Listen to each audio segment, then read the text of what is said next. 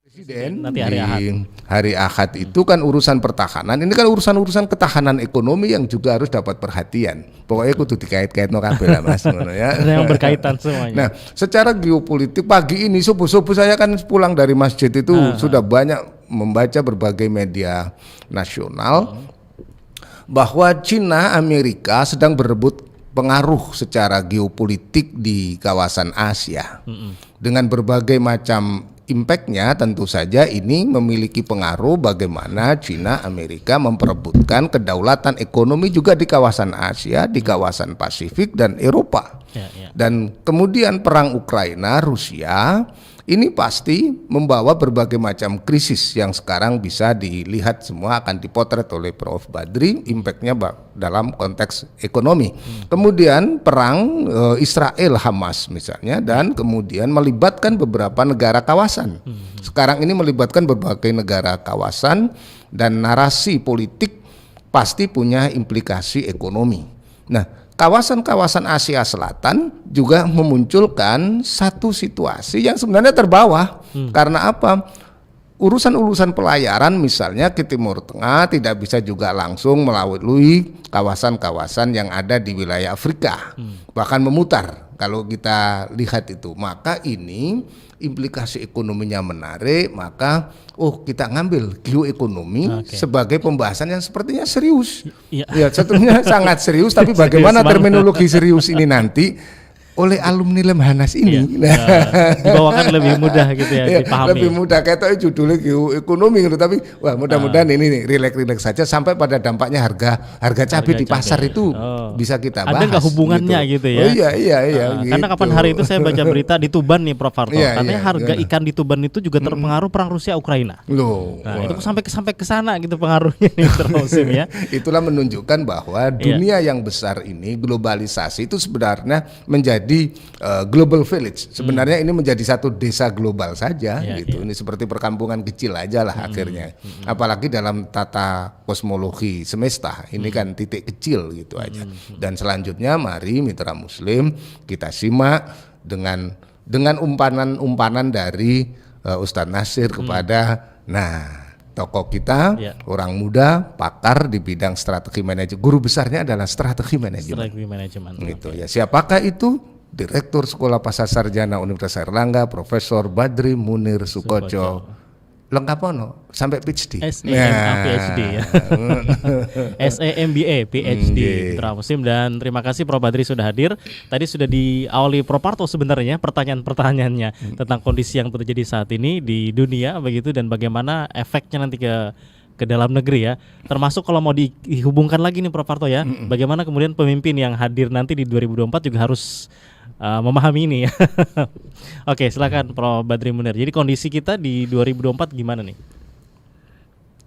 Kondisi di tahun 2024 sebagaimana yang disampaikan oleh Bapak Presiden kemarin dalam outlook perekonomian Indonesia yang diselenggarakan oleh Kemenko Perekonomian. Beliau menyampaikan optimis tapi hati-hati. Kalau mantan Menteri Keuangan Pak Khatib Basri mengatakan cautiously optimistic gitu. Ini sebenarnya term-term yang sebenarnya menurut saya menunjukkan betapa dinamika geopolitik ini tidak bisa kita prediksi. Kita tidak memprediksi bahwa Rusia akan menyerang Ukraina atau Hamas tiba-tiba menyerang Israel dan seterusnya gitu. Kalau kita lihat sebenarnya ujung-ujungnya itu pasti terkait dengan masing-masing negara ini berusaha meng-exercise powernya untuk mencapai tujuan negaranya gitu, masing-masing. Contoh misalnya kalau ngomong tujuan negara ini, saya singkat aja ada 3. Yang satu mensejahterakan masyarakat, kemudian membuat masyarakatnya itu aman, dan yang ketiga kekuatannya itu bisa diakui oleh negara lain. Nah, kalau kita melihat 3 tujuan tadi hanya bisa dicapai kalau misalnya mereka bisa meng-exercise wilayah negara lain. Makanya istilah geopolitik ini menjadi sangat sangat krusial dalam beberapa tahun terakhir ini. Kalau kita melihat juga survei yang dilakukan oleh Harvard Business Review atau McKinsey atau Deloitte, EY, semuanya pebisnis ini selalu mengatakan apa yang paling Anda concern nih, ngomongin tentang geopolitical risk, resiko geopolitik sekarang yang nomor 1. Kalau dulu ngomongin tentang misalnya pandemi dan lain-lain, sekarang geopolitik menjadi resiko yang terbesar. Nah, kalau kita melihat juga kondisinya, Ustadz Nasir, Prof. Jojo, saat ini mungkin dunia tadi ada dikotomi antara dua kekuatan besar yang saling berebut hegemoni. Yang pertama Amerika, gitu, kemudian tentunya Cina. Gitu. Cina dalam 20 tahun terakhir memang cukup sukses mengimbangi kekuatan ekonomi Amerika, dan ujung-ujungnya nanti ketika mereka kekuatan ekonominya meningkat, kekuatan militernya pasti akan meningkat, dan secara nggak langsung kekuatan politiknya juga pasti akan meningkat. Nah, ketika tahun 90-an Uni Soviet itu buyar, kemudian perang dingin juga buyar, dunia menjadi unilateral gitu.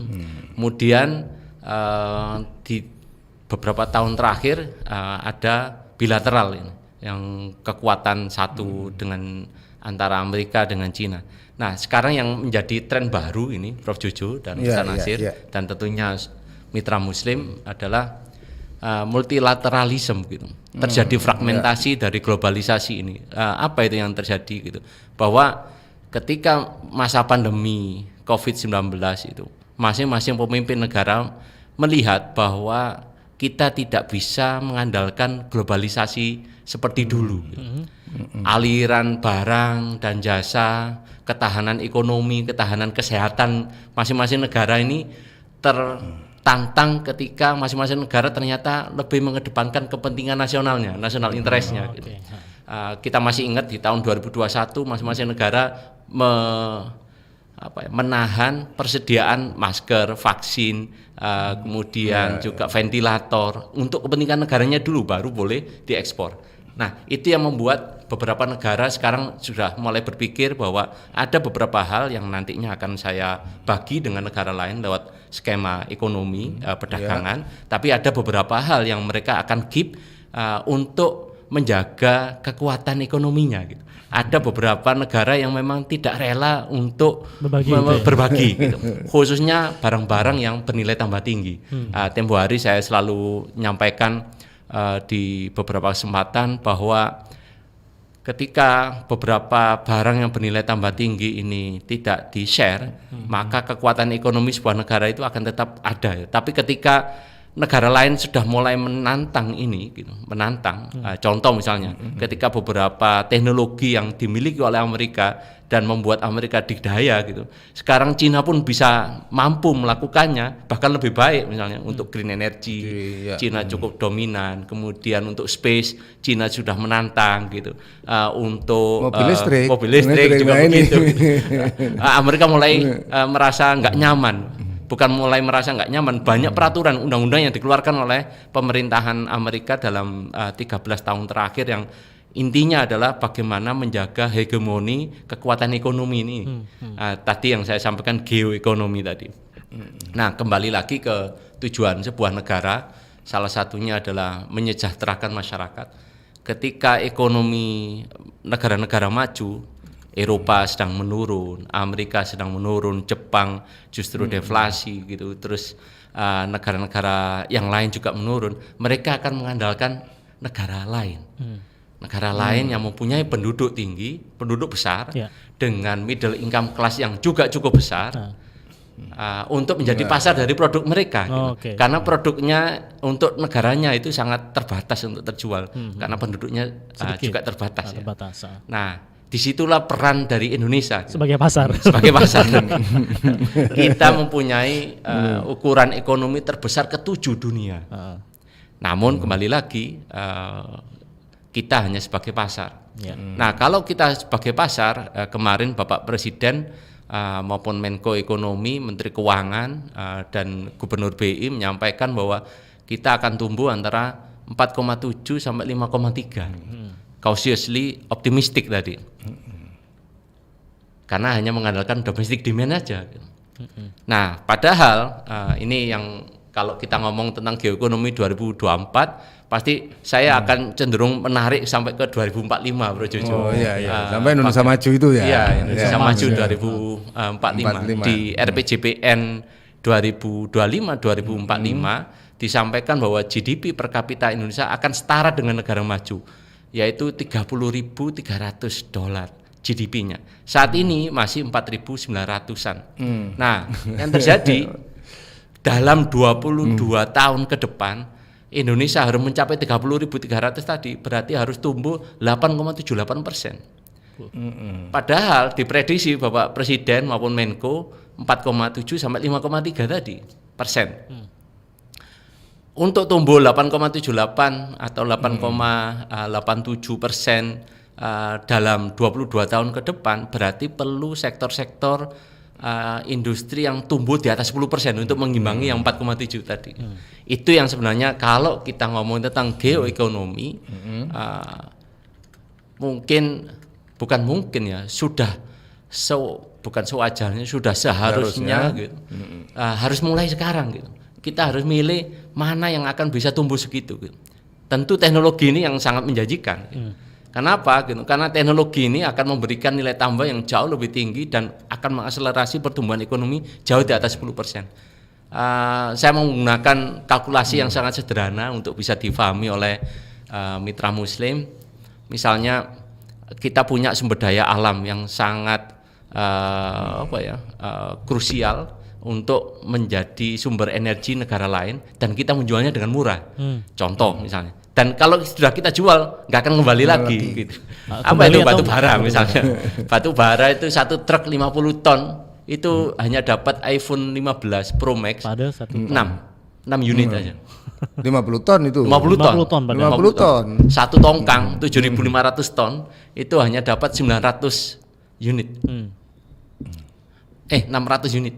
600 unit satu tok. Padahal setongkang itu ya. Satu tongkang. Kalau satu tongkang itu juga dapat MRI scanner GE terbaru 3 unit aja. Itulah nilai teknologi yang nantinya akan bisa mengakselerasi pertumbuhan ekonomi. Dan kalau Indonesia hanya nyaman dengan ya kita bisa beli ini beli itu dan semuanya bukan dari produksi Indonesia, tentu apa yang menjadi mimpi kita untuk menjadi negara maju ya hanya bagus di mana dokumen kita bicarakan di mana-mana tapi kita nggak bisa mencapainya. Jadi benar-benar harus dipilih dari sekarang gitu Prof ya, mana industri yang bisa tumbuh sebesar itu secara konsisten tadi. Betul. Baik, ini sebagai pembuka dulu Prof Parto, nanti di pembukaan. Sudah hangat ini ya.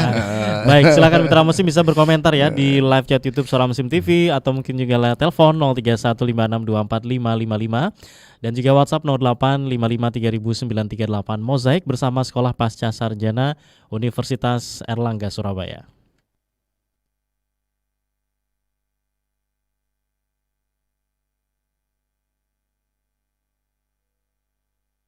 Salah satu yang menjadi jawaban dari kebutuhan ini adalah Universitas Erlangga mengembangkan apa yang kita singkat sebagai BP BRIN, Badan Pengembangan Bisnis Rintisan dan Inkubasi.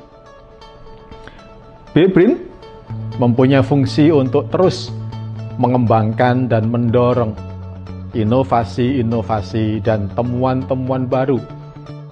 Di UNER kita sangat senang karena hasil dari kreasi para dosen dan staf kami yang sangat-sangat handal telah melahirkan cukup banyak teaching industry.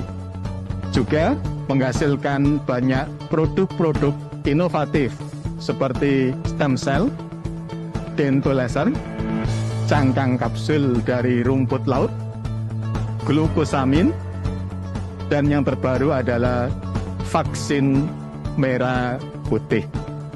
BP BRIN juga mempunyai peran dan fungsi untuk menyiapkan ekosistem bisnis rintisan, ekosistem bagi para pemula, ekosistem bagi para lulusan-lulusan baru, ekosistem bagi mahasiswa untuk terus mencari dan memperoleh pengalaman berbisnis melalui inkubasi-inkubasi yang harus terus ditumbuh kembangkan. Pengembangan inovasi dan temuan-temuan yang mempunyai nilai ekonomis inilah yang kemudian harus menjadi misi dari BP BRIN. Ke depan, tentu kita berharap iklim untuk terus menumbuh kembangkan kreativitas dan inovasi putra-putri bangsa ini harus terus dipupuk dan difasilitasi dengan mengembangkan teaching industri yang lain. Dalam rangka mewujudkan Tridharma Perguruan Tinggi, BP BRIN turut mendukung inovasi berupa produk-produk hasil transfer teknologi yang dikembangkan berfokus pada life science dan lebih spesifik health science. Berbagai riset dan pengembangan telah dilakukan oleh para ahli di Universitas Airlangga, menghasilkan produk-produk berkualitas tinggi yang berfokus pada kesehatan.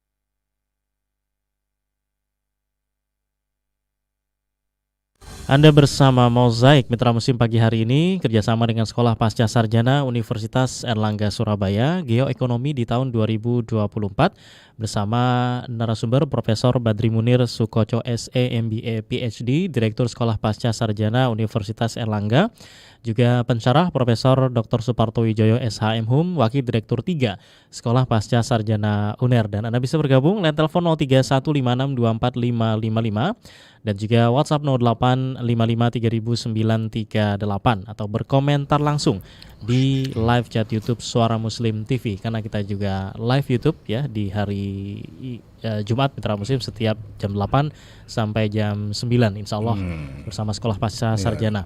Dan ada live TV-nya itu yang penting ya. Ini ya. Itu biar bisa ditonton ulang gitu ya. Biar tadi juga kolega-kolega dari Malaysia ikut nonton, Prof ya. Iya, dan nanti Sumatera. bisa jadi narasumber kita akan kita undang beberapa akademisi top lah dari Malaysia. Gitu. Oke, dan kalau tadi bicara, itu kan bicara ekonominya nih Prof ya, industri-industri yang bisa tumbuh. Tapi kan industri itu juga harus memperhatikan lingkungan. Proparto ya. Ya kalau urusan ekologi, geoekologinya itu nanti di sesi-sesi berikutnya. Tapi Dibahas ada yang, sendiri ya. Iya, ada yang menarik tadi bagaimana kekayaan alam, natural resources kita sesungguhnya tidak linier dengan kemajuan sebuah bangsa, bahkan ukuran ekonominya dalam geoekonomi global itu untuk income per kapita itu kan tidak dipengaruhi oleh kekayaan sumber daya alam, tetapi bagaimana sumber daya manusia tadi itu kemudian apa kemampuan untuk melakukan akselerasi dengan teknologi. Bayangkan satu tongkang, diulangi Prof, itu penting ini, biar orang tahu satu tongkang batu bara itu sama dengan 600 iPhone. 600 iPhone itu karena mobil dinas itu sak wadah tok cilik. Iya toh? Itu belum termasuk cukai dan lain-lain. Oh iya. Berarti 2 tongkang ya bro, 2 tongkang itu urusan gitu ya. Jadi artinya kekayaan alam yang besar kita bersyukur, tetapi sesungguhnya ada satu dimensi lain di mana akselerasi itu bisa dilakukan. Income per kapita bangsa kita berapa tadi? 4.800. 4.000 untuk maju itu 30 berapa tadi? 30.300 sesuai RPJPR. Sesuai RPJPR. Kalau di luar itu ekspektasi dari sebagai pakar ekonomi lah ini ya. Kalau hitungan saya secara sederhana Prof Jojo kurang lebih sekitar 19.800. 19.000. Berarti itu harus tumbuh kurang lebih sekitar 7,3%. Kalau kita buat optimis 2024 ini 5,3% tumbuhnya, berarti bruto berapa waktu ini? Kalau 5,3% paling sampai tahun 2078. Nah, kan optimis. Tapi ini perlu dicatat juga gitu, bahwa standar minimal dari World Bank ini untuk negara maju selalu tumbuh. Jadi tahun 89 itu $6.000. Kalau sudah di atas $6.000 berarti negara maju. Kurang dikit ini. Enggak. Tapi standarnya tahun 89 karena ada inflasi dan lain-lain. Terus minimal thresholdnya itu selalu tumbuh 6% Ustaz Nasir. Ini itu yang kita harus kejar-kejaran sebenarnya. Kalau tumbuh masih di bawah 6% sebenarnya kita nggak akan kemana-mana ya, masih jalan tempat sebenarnya. Istiqomah berarti ya. Iya. Kalau gitu menuju 2045 tadi kita harus melakukan percepatan itu tadi. Berarti untuk antara orang bisa melakukan inovasi penemuan teknologi kalau SDM-nya bagus kan gitu Bro. Betul. Jadi geopolitik, geoekonomi, geostrategi itu ujungnya kan juga SDM berarti. Betul. Untuk itu sekolah pasca gimana itu? SDM. Biar beliau yang bercerita ini ya. Sekolah pasca menyediakan SDM itu maksudnya. Oh iya. Gimana tuh? Menyediakan pemimpin transformatif gitu ya. Tapi terlepas dari itu Ustaz Nasir gitu, nanti yang terkait dengan sekolah pasca biar Prof Jojo aja. Saya mencoba membuat analogi aja, analogi.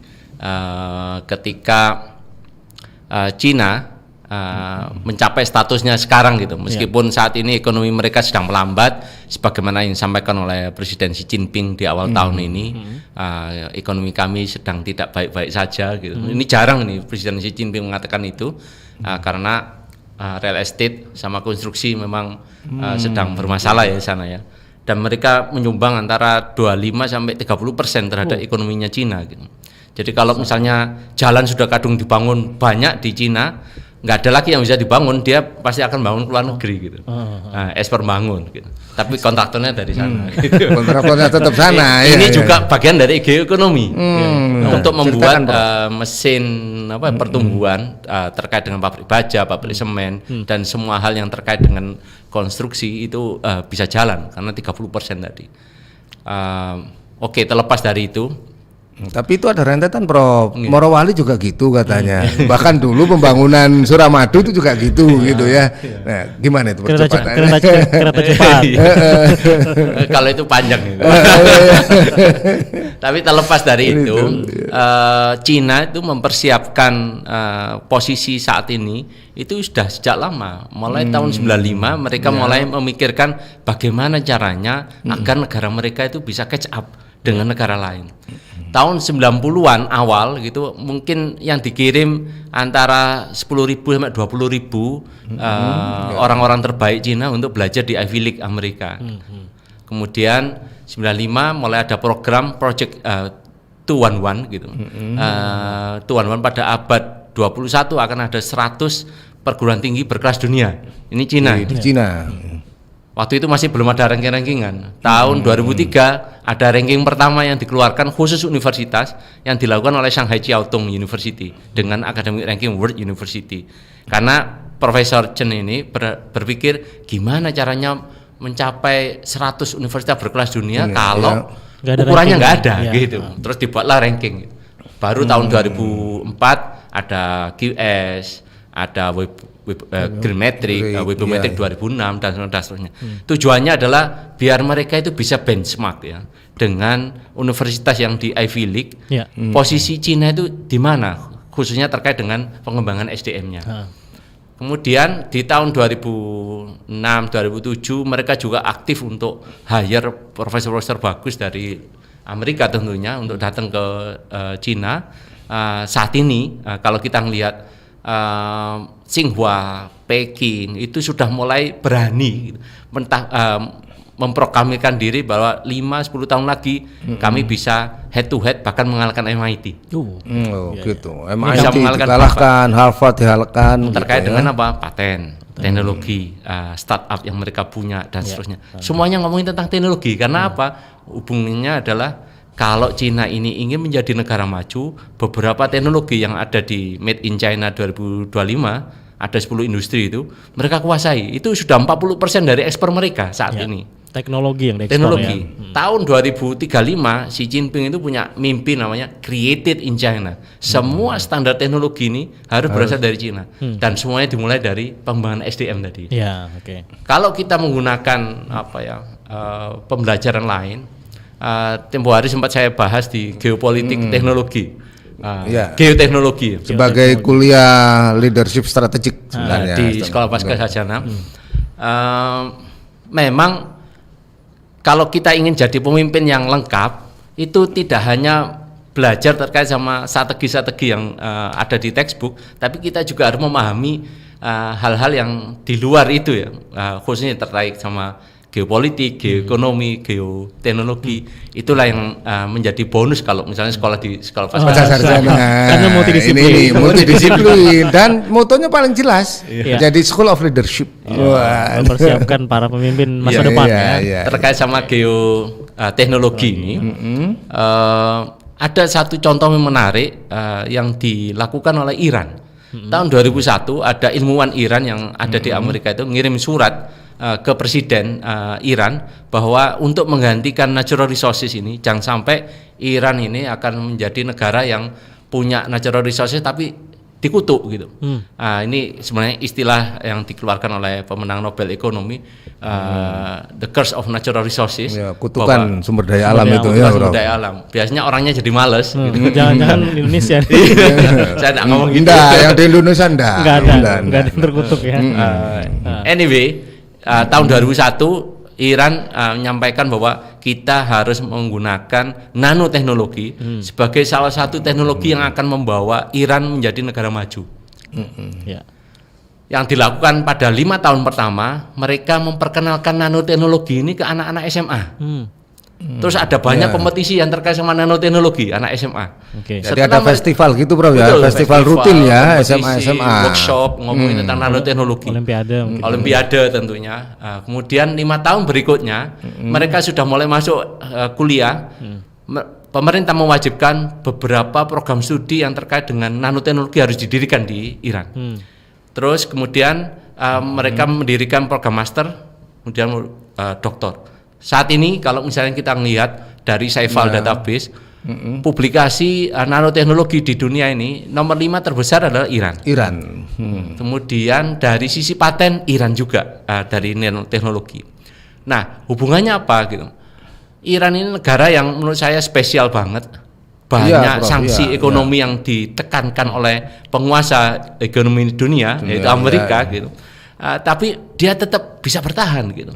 dengan teknologi-teknologi ini. Padahal diblokade loh, Prof. Diblokade. Ekonominya ya. Nah ini yang cukup menarik ya.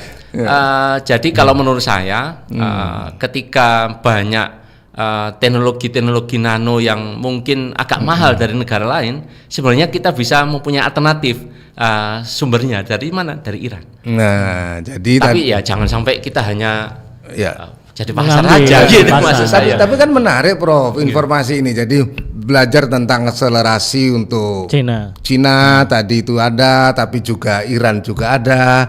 Nah, sepertinya kalau ini kan acara didengarkan Pak Rektor ini. Nah, syukur-syukur langsung diberangkatkan. Cepet itu dibanding sana. Baik. Nah, kemudian kalau Indonesia apa yang dipilih nanti di setelah jeda, Prof ya? Iya. Karena memang harus punya karakteristik tersendiri tadi itu yang diambil dari sumber daya alam yang kita miliki, agar jangan sampai menjadi tanda kutip kutukan itu ya sumber daya alam tersebut. Oke, dan terima kasih Mitra Museum yang menyapa di live chat YouTube Ibu Fatma di Lumajang. Terima kasih. Kemudian Anda bisa bergabung juga Mitra Museum melalui telepon 0315624555 dan WhatsApp 0855300938.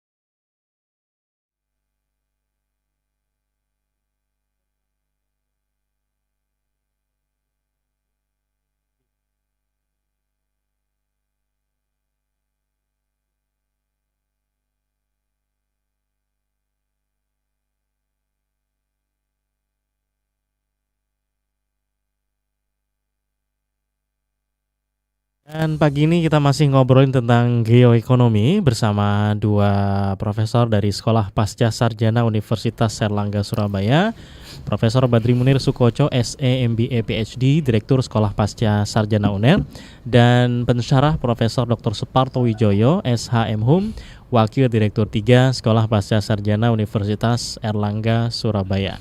Ada yang berkomentar. Sudah dibacakan itu di Ustaz Nasir. WhatsApp. Ya, Di WhatsApp. Tapi ini juga saya harus bacakan. Nah, Oh, ada yang langsung ke sana. tapi saya yang terima kasih pada Profesor Abdullah Ibrahim. Itu iya. bisa di YouTube-nya bisa dilihat itu. Oke, Prof. Karena Abdullah Ibrahim.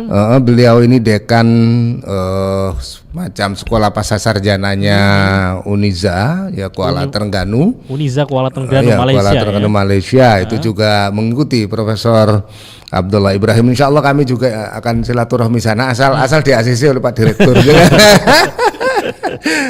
Ini juga Asosiat Profesor Soyatno Ladiki juga mengikuti dan beberapa profesor di Malaysia juga mengikuti. Terima kasih. Nah, yang ini kan karena beliau ngirim capturean foto gitu ya. Lagi nyimak ya. Dan beliau perlu kita undang kapan-kapan itu kita buat jadwal untuk bisa live bersama-sama kita gitu. Yang lewat Suara WhatsApp. Muslim silakan ya. Oke.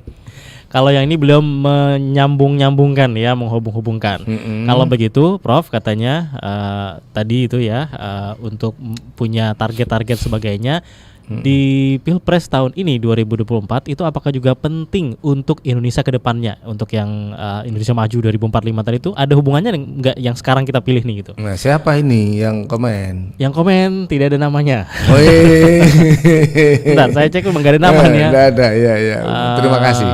Iya, betul nggak ada namanya. Nggak ada, langsung Prof direspon. Iya. Terima kasih atas apresiasi dan tentunya komennya. Apakah Pilpres 2024 ini penting ya? Jelas penting ya gitu. Jelas penting ya. Jelas penting gitu. Iya. Karena pemimpin lah yang sebenarnya memberikan prioritas mana yang harus diberikan perhatian penuh termasuk anggaran ya. Anggaran. Kalau cuma ngomong tapi tanpa dukungan anggaran nah itu omong kosong. Pasti nggak akan terjadi. Nggak jalan Iya, nanti iya, ya. iya. Itu yang menurut saya menjadi perhatian kita. Saya rasa masing-masing masyarakat memahami mana capres-cawapres yang paling tepat lah untuk membawa mimpi tadi gitu. Yang tadi dinyatakan apa Prof? Itu yang harus kalau nggak ada anggaran gimana maksud tadi? Tadi itu diulang itu Prof. Biar Jadi kalau jelas tiap hari ya. diomongkan gitu, ini prioritas kita, tapi anggaran nggak ada. Nah itu omong kosong berarti. Jadi selain memprioritaskan, Iya. juga Juga- menganggarkan untuk Iya. itu. Itulah maksud saya mitra Muslim bahwa Allah betapa bertanggung jawabnya sebagaimana Pak Rektor UNER, sebagaimana Pak Direktur apa itu. Allah itu menciptakan hamba tidak sekedar menciptakan, tapi juga dikasih rezeki, anggaran. Ya. Gitu ya. Nah, lanjut Prof itu. Artinya sangat teologis loh. Apa yang diomongkan ini pasti dapat pahala ini gitu ya. Lanjut Prof. Tadi yang disampaikan oleh Ustadz Nasir pertanyaannya ya, kira-kira teknologi apa yang perlu dikembangkan oleh Indonesia? Ngomongin tentang geopolitik, geoekonomi ini pasti ngomongin tentang ketahanan ekonomi ya. Kalau ketahanan ekonomi yang paling gampang itu untuk melihat apakah kebutuhan pokok kita, kebutuhan sekunder kita atau kebutuhan tersier kita itu sudah dipenuhi oleh dalam negeri. Soalnya disitulah sebenarnya duit kita sebagai sebuah bangsa yang nomor 7 terbesar ekonominya tadi di dunia itu yang sebenarnya bisa menggerakkan ekonomi kita ke depan. Gitu. Jangan sampai kita itu hanya menjadi alat oleh negara lain, geoekonomi mereka dalam bentuk geostrategi mereka gitu untuk menguasai ekonomi kita gitu tanpa kita menyadari bahwa kita itu dikuasai. Karena kalau kita melihat misalnya nih konsep geopolitik yang lama itu konvensional itu pasti ngomongin tentang yang tangible geopolitik, ngomongin wilayah, ngomongin batas negara dan seterusnya lagi. Tapi kalau yang geopolitik yang terbaru itu sebenarnya mix ya, mungkin yang tangible itu masih relevan, tapi yang intangible ini jarang dibahas. Gitu. Contoh misalnya digital space. Kalau ngomongin geopolitik ini ngomongin digital space ya, space yang maya gitu ya. kita nggak sadar bahwa 100% kita itu sebenarnya sudah dikuasai. Tapi ini bukan konteksnya negara, tapi konteksnya perusahaan global. Gitu. Dan kalau perusahaannya juga terhubung dengan negara kan bisa jadi itu. Oh iya. Prof, ada telepon, saya sapa dulu ya. Oh iya. Yang menunggu. Assalamualaikum. Waalaikumsalam warahmatullahi wabarakatuh. Oke, Bu Majid ya. Bu Majid Gresik ini anaknya mondok semua kok ini. Cucu. Bapak Profesor Suparto dan Bapak Profesor narasumber Bapak Profesor Badri Munir. Ngaten nggih. Badri Munir. Badhe nyuwun presa ini mohon badhe nyuwun presa ini ya. Bicara tentang bahwa geoekonomi itu adalah kajian aspek ruang, waktu dan politik dalam ekonomi dan sumber daya. Apakah ini ada hubungannya dengan HRD nomor 1 itu? HRD. Nomor 2 ini lama mau saya badhe nyuwun presa kalau misalnya tidak sesuai dengan tema, mohon maaf karena senyampang ketemu dengan para profesor. Apakah ini ada hubungannya dengan kurikulum merdeka? Kurikulum merdeka itu apakah itu hanya ini bergantung pada polisi masing-masing universitas? Mbah nuwun, barakallahu fikum, Waalaikumsalam warahmatullahi wabarakatuh. Bu Majid, terima kasih sudah menghubungi. Cocok ya pertanyaannya, kalau untuk beliau cocok soalnya. BPP soalnya. Iya. Langsung dijawab sekalian gabung sama yang tadi juga boleh ya. Baik. Terkait dengan apakah geoekonomi terkait dengan SDM, SDM. Pasti. Tadi saya ilustrasikan bagaimana Cina membangun ekonominya sekarang itu dimulai dari SDM-nya. Iran jangan lupa. Bagaimana Iran juga membangun gitu.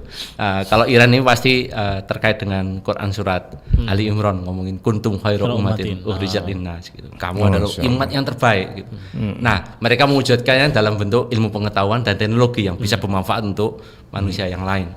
Nah, terkait dengan SDM ini menurut saya perlu ada arah yang jelas ya, sebagaimana yang tadi saya berikan ilustrasi Iran dengan nanoteknologinya, Cina dengan 10 teknologi yang harus disasar. Justru yang lebih spesifik ini yang saya pelajari Korea itu punya 150 Korea Selatan. Nah, Korea Selatan ya. Kalau Korea Utara jelas ya, cuma satu, nuklir gitu aja. Gitu. Sambil ngancam yang lain gitu. Apa lo tak nuklir gitu. Nuklir iya. Tapi dengan nuklir itu sendiri sudah memberi geoekonomi sendiri gitu. Iya. Ada posisinya. Kalau nggak dibantu tak nuklir ya. Kirim. Eksis Prof, diblokade juga padahal. Betul. Nah, tentu SDM ini sangat penting. Terus terkait dengan kurikulum merdeka, perlu saya sampaikan di sini bahwa dunia sekarang tidak berjalan secara linear pastinya. Dan krisis yang kita hadapi, permasalahan di masa depan tentu selalu lebih ke multidimensi daripada unidimensi gitu, single dimensi. Sehingga penguasaan ilmu tentu sudah tidak relevan lagi kalau kita hanya mengandalkan satu ilmu untuk menyelesaikan permasalahan yang multidimensi tadi. Dan secara pribadi saya sangat setuju dengan kurikulum merdeka ini karena membuat siswa maupun mahasiswa mulai berpikir bahwa ada perspektif lain yang harus saya kuasai untuk memahami permasalahan ini dan memberikan solusinya. Kalau solusinya itu unidimensi, itu biasanya cenderung agak kurang komprehensif. Betul. Ya, sehingga nanti parsial, solusi yang diberikan juga parsial dan tentunya tidak akan menyelesaikan masalah dengan tuntas. Gitu. Dan menurut saya kurikulum merdeka ini patut tentunya banyak hal yang perlu diperbaiki. Ya, dan tugas kita sebenarnya mengusulkan mana yang perlu diperbaiki dan seterusnya. Menurut saya itu bisa lah kita lakukan. Dan itu kan bagian dari ikhtiar peningkatan SDM. Betul. Contoh nanti kampus yang ada di Sumatera banyak yang ngambil juga di UNER. Karena kurikulumnya ini kan merdeka belajar gitu ya. Kemudian antar fakultas kan gitu ada bukan Prof. Jadi teman-teman yang FISIP atau yang FST bisa ngambil yang di hukum yang juga bisa bergerak di fakultas lain, saling mengisi. Saya pikir satu konsepsi yang terus-menerus tujuannya pasti untuk meningkatkan SDM kita lebih baik. Dan kalau SDM punya wawasan yang sekarang tadi, Prof. Batur kan sudah bilang tidak linear, tidak single perspektif. tapi juga multi perspektif, dan itu tempatnya sekolah pasca memang. Multidisiplin ya. Multidisiplin. Baik, dan insya Allah Mitra Muslim kita akan diskusi lagi. Terima kasih Prof. Parto, Prof. Badri Munir sudah berbagi untuk Mitra Muslim pagi hari ini. Semoga memberikan banyak pencerahan ya untuk kita semua, dan bisa jumpa lagi di kesempatan-kesempatan yang akan datang. Assalamualaikum. Waalaikumsalam warahmatullahi wabarakatuh. Dan Mitra Muslim, setelah ini ada rekan saya Ica Amalia yang akan menemani Anda dalam Mozaik, dan saya pamit. Assalamualaikum warahmatullahi wabarakatuh.